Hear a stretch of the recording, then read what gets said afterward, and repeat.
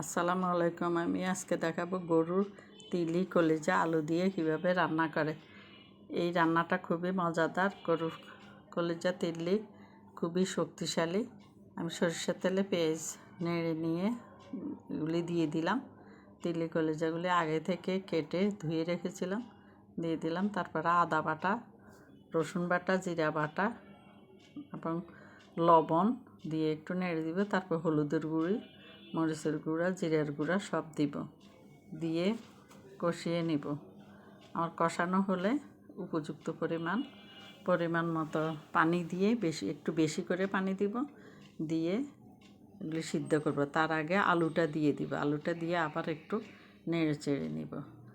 পানি দিয়ে সিদ্ধ করে বলক আসলে, ভালো করে বলক আসলে আমি ঢাকনা দিয়ে রেখে কতক্ষণ রাখবো। তারপরে দেখব যে পানি একটু শুকিয়ে গেছে, ঢাকনা উঠিয়ে ফেলবো। আর এগুলি কষানো হয়ে যাবে, আমার রান্নাও হয়ে যাবে। আমার এই রান্নাটা দেখে করে খাবেন। ভালো লাগলে আমার ফেসবুক পেজ খানাপিনা রান্নাবান্নার পেজে একটু লাইক ফলো দিতে ভুলবেন না।